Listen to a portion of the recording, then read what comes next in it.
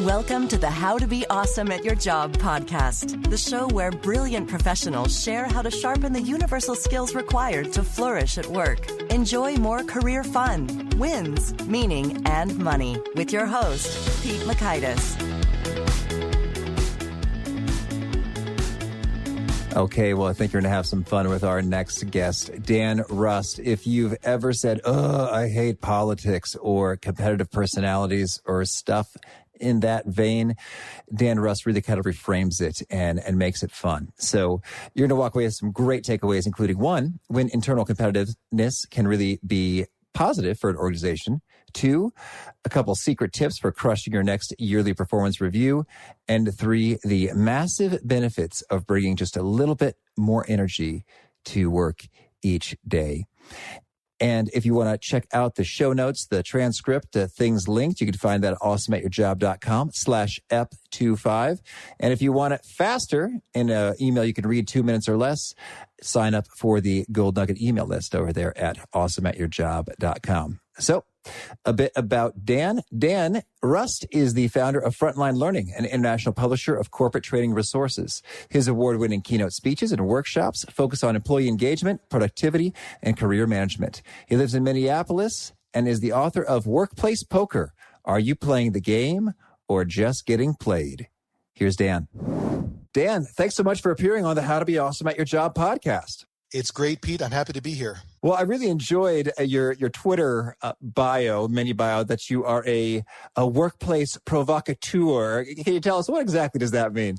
Well, I guess in the past, I've always been the person who tends to be comfortable addressing the elephant in the room or the issues that no one else is really comfortable talking about, or sometimes, at least my perspective is, people just need to be shaken up a little bit. And so I like to, I'm never a jerk. I'm never mean, but sometimes it's nice to just present things and talk about things in a way that wakes people up, either through humor or borderline sarcasm, not too much, but a little bit of sarcasm.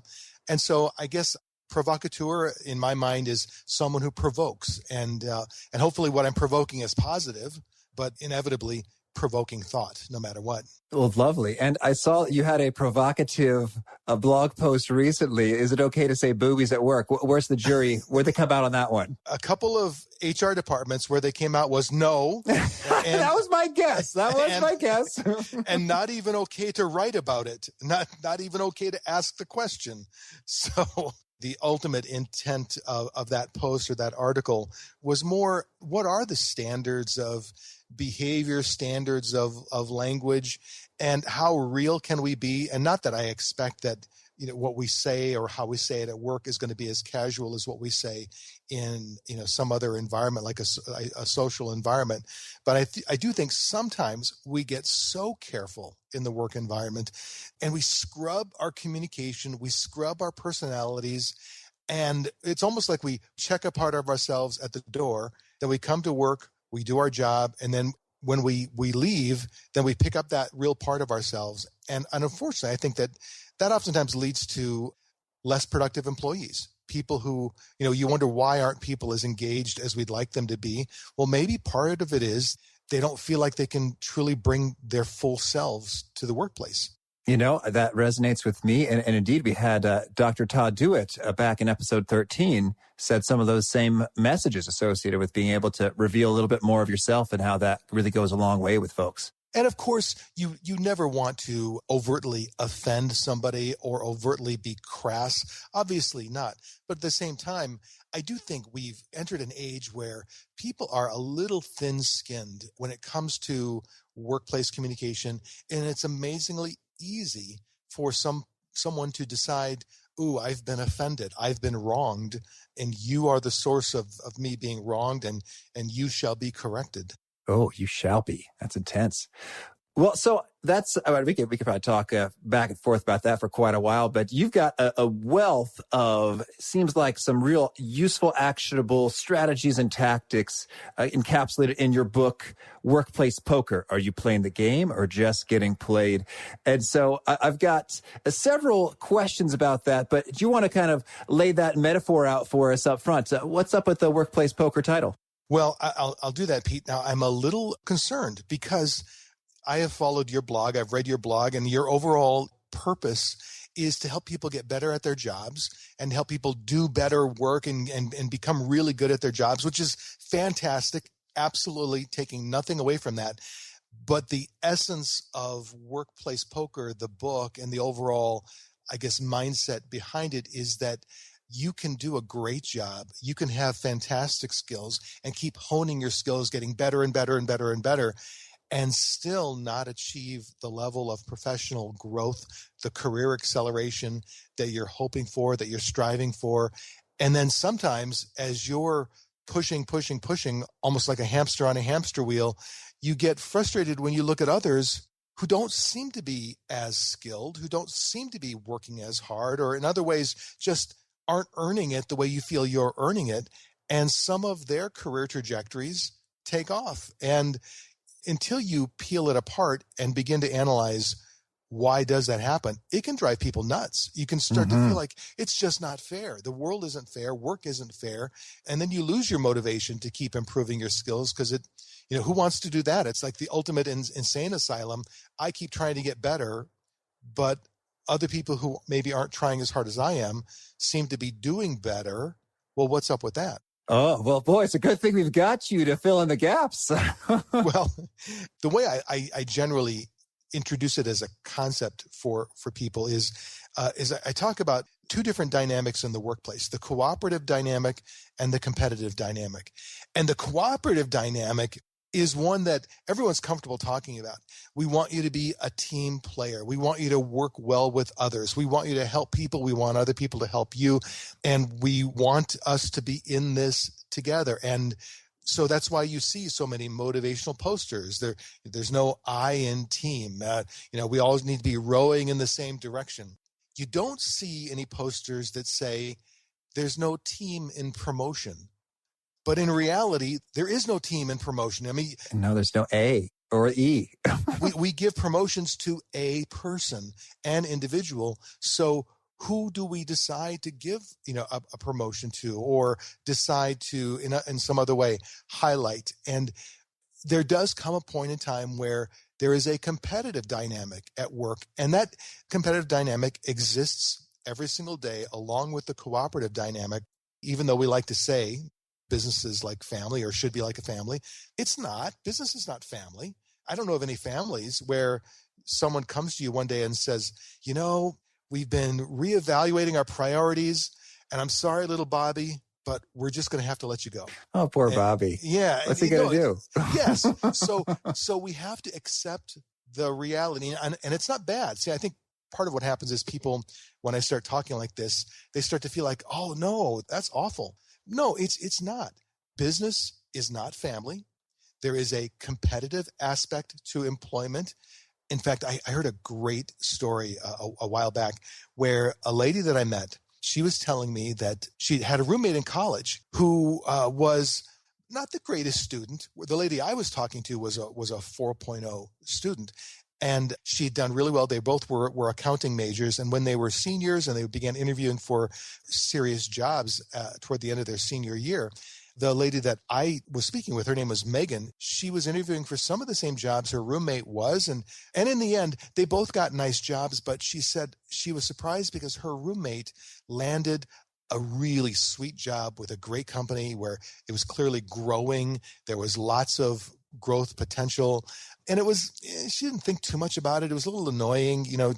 She even said, I wondered, what did she do to get that job beyond just, good interviews?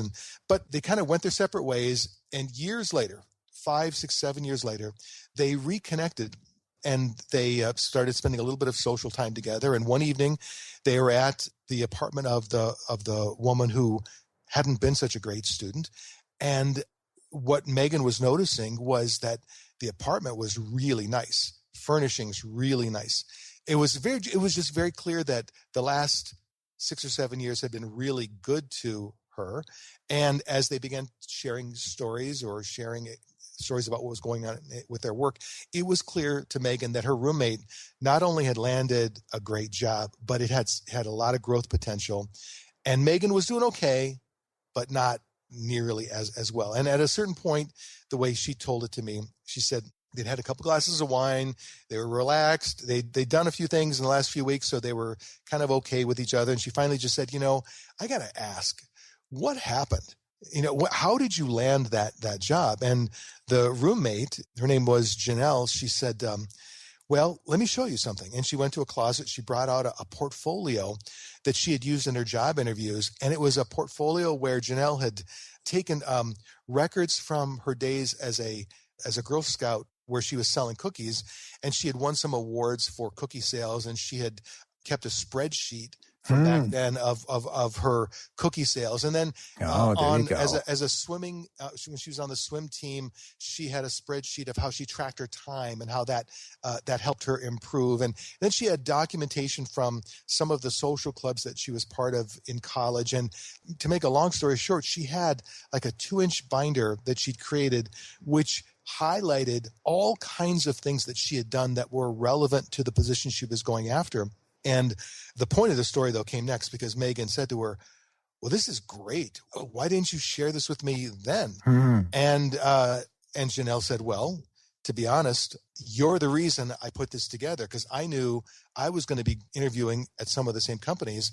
And if I'm going to be competing against 4.0 Megan, which is what we called you behind your back, I knew I needed to have something. So this was my leverage. This was my way to compete. And the lesson Megan took away from that was, man, even with someone who you think they were roommates, they swapped boyfriends. They were as close as you could expect young women to be. And yet there was still a competitive aspect when push comes to shove. And so what I tell people is it's not bad. It is human nature. Oh, I see. Well, that's I actually really appreciate that story because I thought, oh man, is Dan, where's this going to go? Is it going to be like, there's a dark turn of we stabbed you in the back, 4.0 Megan.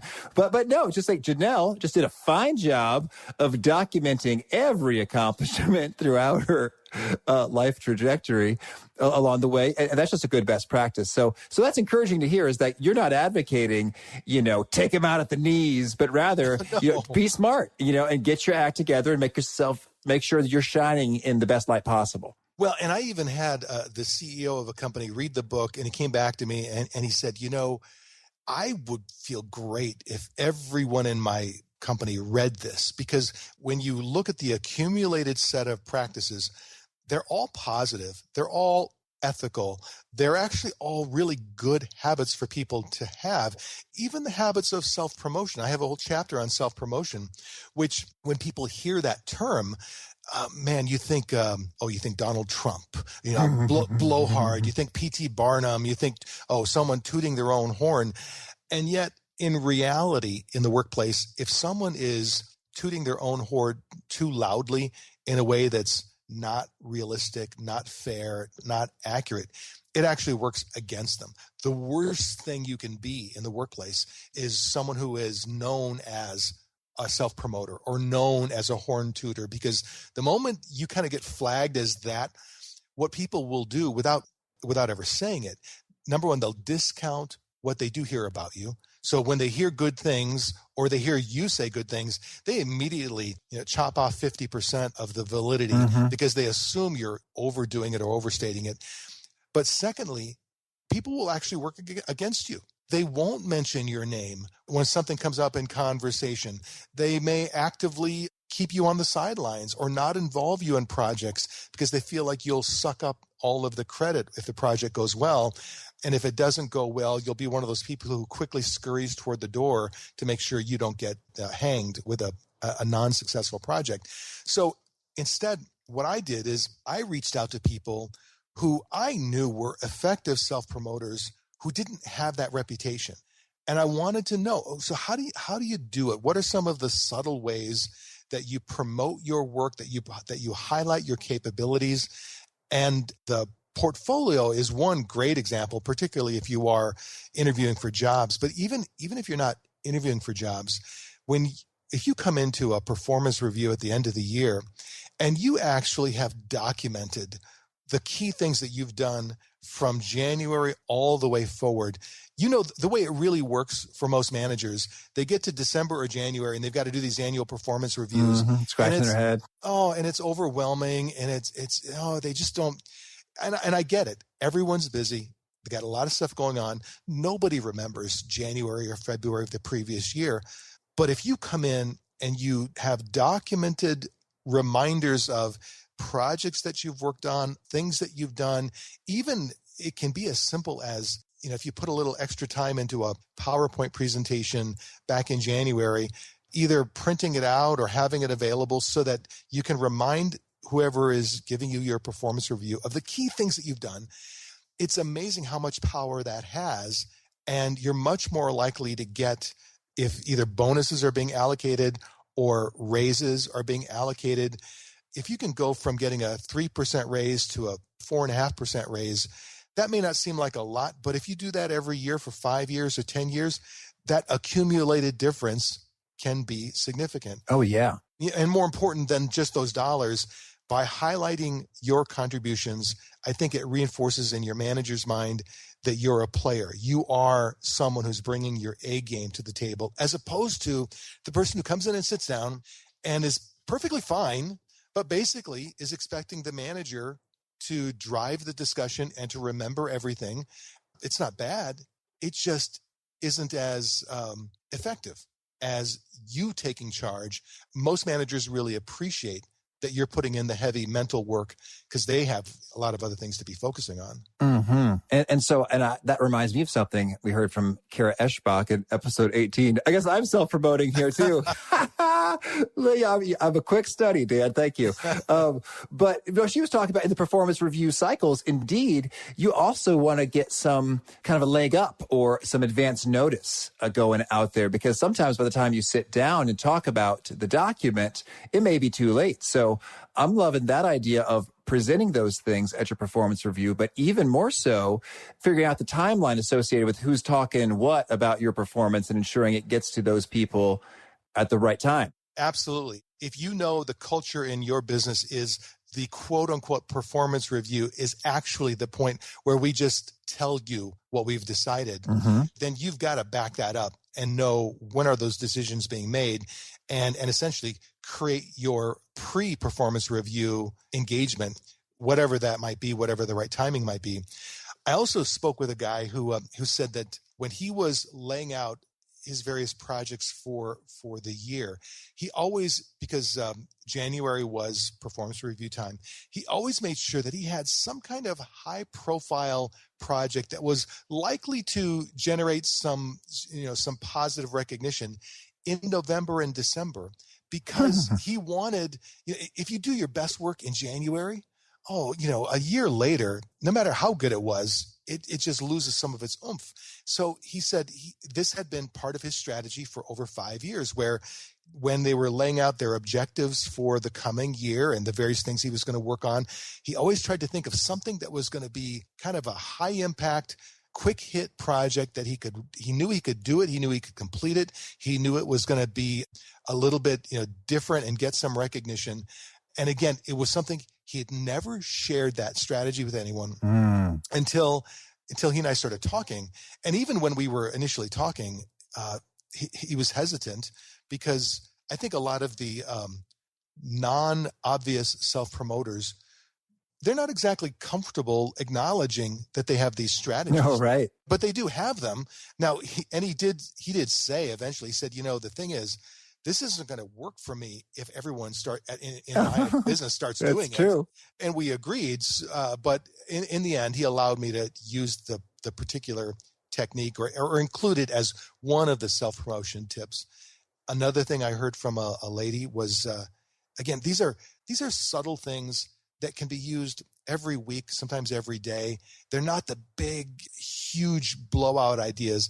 But she said to me, she noticed a while back that some people when it comes to business meetings or conference calls or webinars, when you've got your team together, she said most people are not comfortable stepping forward, sharing a distinct new idea. She said most people, if you watch carefully, what they're comfortable doing is either echoing someone else's idea or refining someone else's idea.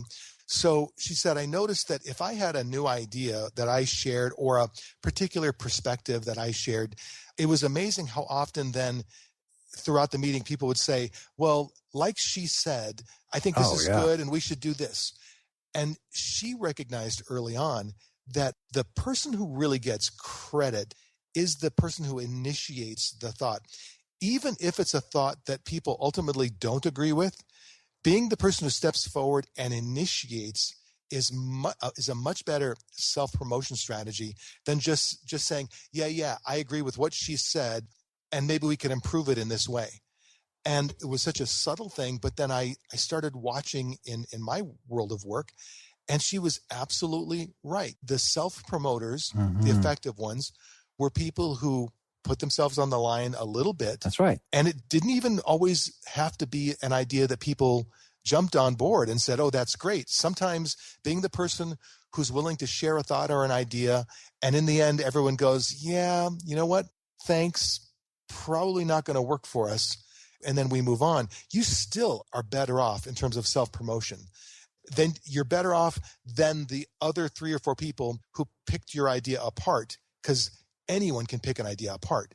It's the one who's willing to at least put it forward in the first place that gets a little bit of subtle self-promotion credit. Oh, that's good. And I think if you can just let it go with humility and grace as well, you get some extra points. Absolutely. Like, oh, yeah, fair enough. Didn't think about that. Thank you. And have that sense of how much to defend your idea, because you don't want your idea just to die because of misunderstanding or because people don't get it. But at a certain point, once you realize, okay, they do get it, I've communicated it clearly, and it's not working. It's not resonating.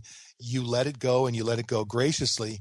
And then sometimes you decide strategically, I'm letting it go, but I'm putting it back in my pocket because I think there's a reason to do this, but I'm going to be sensitive about how I bring it up the next time, because you don't want to be perceived as that like a dog with a bone who just right. Oh man, every meeting one hit wonder. Yeah, the moment we mention X, we can count on hearing Y and Z from him or Y and Z from her. Oh yeah, and you can't just say, I'm not going to play politics because it's distasteful.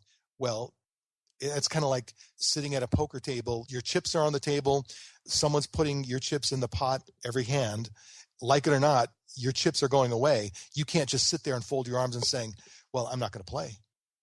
Right. The game. The blinds will eat you alive. Absolutely. You talk about the strategic piece in terms of how you're investing your time and energy and when you're putting forth the idea. And I like that November idea as well, because in a way, we could endure kind of a sprint for a short period of time, so long as we know there's a little bit more relaxed or downtime coming. And so you could even kind of plan that in your calendar with your family and such, like, hey, let's not plan any big trips or anything over the weekends in November because I'm really making some moves on this thing. So I like that. In your book, you suggested that you have some perspective on how to go about achieving the high energy, both mental and physical, necessary to drive an exceptional career trajectory. I am always craving more energy. So Dan, what do you have for us there? Well, so I should first say there is in the chapter on energy, in terms of actual tips and strategies, there's probably nothing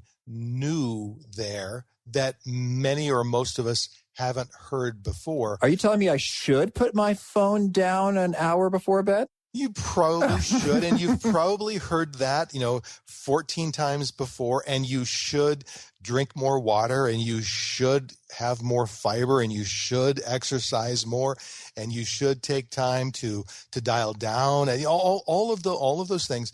And so you have to ask yourself, well, why don't people do it then? And that's the real value in the chapter, is understanding if there are these things that you should be doing and you're not. Well, let's get some clarity around why you're not, and then what the cost of that is. Because when you can finally help someone see, here is what that extra 20 pounds is actually costing you. Not just in terms of energy, but in terms of your personal brand and the way you're perceived, in terms of your mental acuity. And I share a fair number of stories of people who have faced the hard truth of what it's costing them in terms of the low energy, the low mental energy, emotional energy, physical energy. Because I find when I talk to people one-on-one about these issues related to workplace politics, human dynamics, and the thinking and engagement required to do it well, one of the common responses is, oh man, I don't want to work that hard. I don't, you know what, it's hard enough just to do my job. You mean I have to do my job and I have to think about all of this?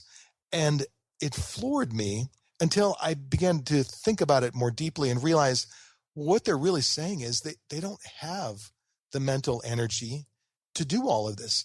And yet the people who I have met who really do this very well and very naturally, they would say to you, it doesn't really require that much more, maybe a little more mental energy, but really you can sit in a business meeting and you can mentally check out because you're bored, or you can mentally engage, but only at the surface level and, you know, make sure you're reading the PowerPoint slides, or you can engage more deeply and read the PowerPoint slides, listen to the presentations, and watch the people and how they're interacting with each other, and over time develop that baseline understanding of who does what in what way.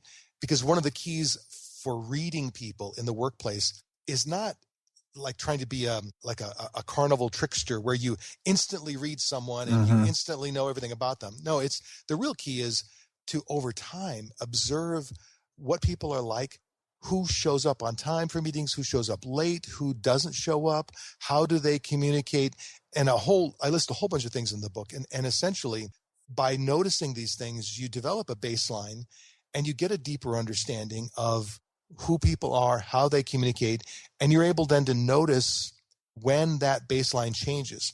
The person who used to never share in meetings, who suddenly starts piping up and sharing his thoughts or ideas, or vice versa, or other ways that the baseline has changed. The person who used to greet you warmly, who now is just sort of flat.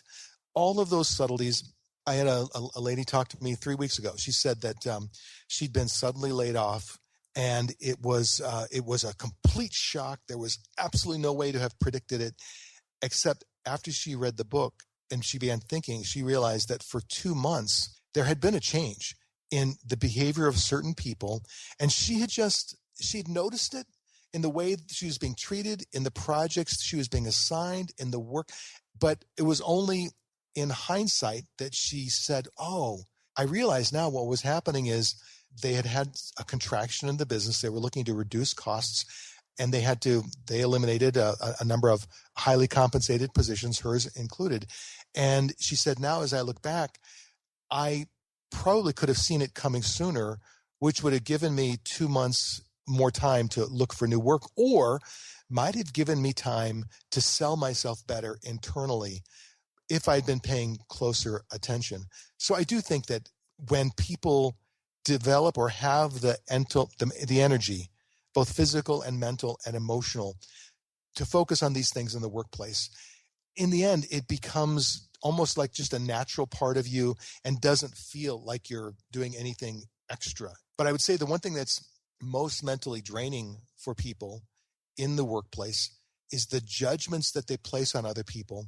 When you decide that so-and-so is a jerk, or you decide on the positive side, so-and-so has my back, so-and-so is my colleague or my buddy, my friend, or this person is incompetent, or this person is abrasive and insensitive. It's very difficult to read people well if you're judging them at the same time. And one of the metaphors that I use in the book is Jane Goodall as an example. If you remember Jane Goodall with the apes? In the 70s and 80s, she did the studies of chimpanzees and other apes, and she was an observer in the wild what she was known for was getting very close to chimpanzee colonies, but then simply sitting and observing. And if you read her journals, she observed and noted some really horrendous behavior, along with really good behavior as well, and intelligent behavior. But she observed killing, stealing the children of other chimpanzees, killing of other chimpanzees, the chimpanzee version of rape. But all of it was dutifully noted and objectively described without judgment. And I'm not saying in the workplace we should view each other as apes, but if you notice that someone has this tendency to just be abrasive, no matter what, whether it's disagreement or not, he's just abrasive. Rather than judge him, step back and ask better questions and try to discern what drives that, what might drive that. You may get the answer, you may not, but by setting the judgment aside, you're much more likely to actually see him and crack his code a little bit than if you're just saying, man, what a jerk. I don't want to ever have to deal with him if I can help it. But the same is true on the positive side. When you start deciding, I'm really impressed by this person, I can really trust this person, I'm really attracted to this person, you start to lose some of your objectivity as well. And I'm not saying you can't have critical or positive assessments of people. All I'm saying is, in terms of reading them, the biggest skill and the toughest thing for some people in terms of mental energy is the energy required to set your emotions aside for a bit and to set your judgments aside for a bit. When you can do it and just observe the chimpanzees in the corporate setting, it's amazing what you see and how the real world of work opens up for you. One good example, I have a colleague who I know, he taps his pen. I figured it out a while ago. He taps his pen on the table when he's thinking about something. When someone has said something and he's thinking, he doesn't do it loudly. It's just a little tapping thing. And once I realized, okay, that's like your thinking finger or your thinking pen. And when that's moving, I know you're processing something. It's a little thing, but it's just cool then to realize, okay, I'll watch him in a presentation and there'll be nothing. And then suddenly something will pop up on a slide and his little pen will start to tap ever so slightly. And I'll realize, okay, whatever was on there, it grabbed him, and he's still processing it even as the presentation moves on. So it helps me read what's grabbing him and also helps me read what's boring him. And over time, you just learn to notice more and more of those little ticks that help you crack the code of the individuals in the workplace. Oh, that's fun. Thank you. And so I'm thinking, to the energy point, if I'm hearing you correctly, you're saying there's a game underneath the game. It requires a little bit of extra mental energy, but most people don't feel they can spare it. Therefore, even a tiny upgrade to your energy can have dramatic impacts on your career trajectory. Is that a fair synopsis? It is. Okay. Thank you for that. Well, I think we could go on for many minutes, but in the interest of having a reasonable episode length, I might just ask, is there anything you really want to make sure we cover before we kind of shift gears and move into the fast faves? Yeah, I think the one thing I want people to know more than anything else is Workplace Poker the book is about so much more than just office politics. That seems to be the sexy part that grabs people's attention, and it's an important part, but it really is all about human dynamics in the workplace, both the external dynamics with others and the internal dynamics with yourself. How do you deal with disappointment? How do you deal with failure? And it's all designed to help someone accelerate their career trajectory and hopefully, when things do go wrong, to recover more quickly and to move it on and keep moving upward as rapidly as possible. Oh, great. Thank you. All right. Well, let's kick it off. Could you share with us a favorite quote, something you find inspiring? Favorite quote of all time is, if you're committed enough and creative enough, there's always a way. And a favorite study or piece of research or experiment you cite often? Well, the most recent one is there was research done that indicated that executives who have a negative attitude toward office politics and personal dynamics in the office over the course of their career earn 22% less than executives who have a positive attitude toward it. It had nothing to do with competency. It was simply, how do you think about this in the workplace? So I think just adjusting how we think about human dynamics in the workplace. Clearly, it has an impact not only on our success, but on our income. Oh, fascinating. And 22 is my number. Do we know who did that or where we can find that? It was a Frontline Learning survey, and it's available at the frontlinelearning.com website. Oh, thank you. And how about a favorite book? There is a book that's out of print, but I think it's still available online, like in a Kindle version. The book is called Mastery. The name of the author is George Leonard.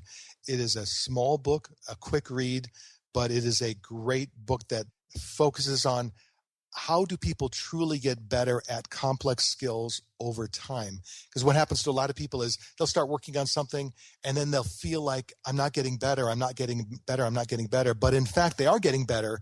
It's just that they're getting better at such a subtle level. It takes a while before they suddenly see a burst of improvement, whether it's playing the guitar or practicing a martial art or learning a particular human skill. I read this book 20 years ago, and what I took away from it is the sense that, okay, decide the important things to learn and keep working on them, even if you're not seeing external evidence of getting better. Keep working, because you are getting better. And it'll take a while before that burst of external evidence comes out. Oh, thank you. And how about a favorite website or online resource? Okay, I just have to say workplacepoker.com. It's a great resource where I'm constantly posting the latest research, latest examples, interesting ideas, all dedicated toward the game under the game. You know, how do you help people accelerate their careers by playing the human dynamics game? Okay, noted. And a favorite tool or gadget, software, or trick? Evernote is something where I can always quickly capture things and always then have those available, on all of my various technology screens. Oh, great. How about a favorite truth bomb or nugget, something that you share, gets Amazon highlighted, retweeted, heads nodded? Workplace politics is a lot like sex. If it's making you or others uncomfortable, you're probably doing it wrong. You're a workplace provocateur. And how about ideal way to find you? Again, I'd say workplacepoker.com. That's how you found me. You went to the site, and we make it real easy on every page just to reach out to me directly. So I'm on LinkedIn. I'm happy to connect with anybody on LinkedIn. I'm an undiscerning LinkedIn connector. You want to connect with me, I'm happy to connect with you. And workplacepoker.com. And is there kind of a final parting word or challenge or call to action you'd like to leave folks with? Yeah, I would say make it fun. That's the other thing that was really important to me with the book, is that this whole topic can become kind of dour because people talk about how they were wronged and all the various hard stuff or challenging stuff that they've faced. And I like to keep it light and fun and amusing, even though we're talking about a serious thing. And even though being taken advantage of or being wronged in the workplace can feel tough sometimes, just keep it light, because I think most of us, we're just much better off, much more productive, much more effective.